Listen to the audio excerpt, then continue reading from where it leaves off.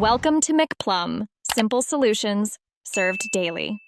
You begin by preparing a confined environment so dependencies do not leak. Create a venv and activate it. Install Python 3.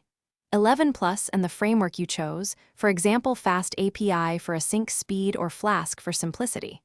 Once done, scaffold routes, a basic app factory, and a requirements file. Make sure to initialize Git now and commit your working scaffold.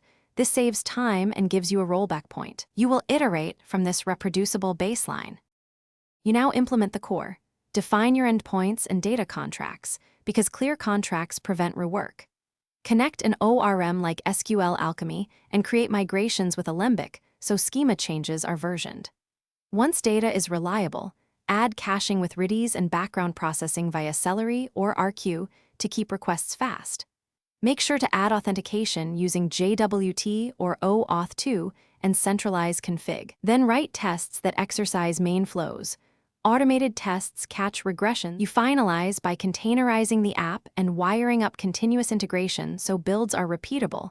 Push images to a registry and deploy with health checks. Once live, add structured logging, metrics, and alerts so you know when performance slips. Run load tests and configure graceful shutdowns to avoid losing requests. If something breaks, check the app logs and trace the request path.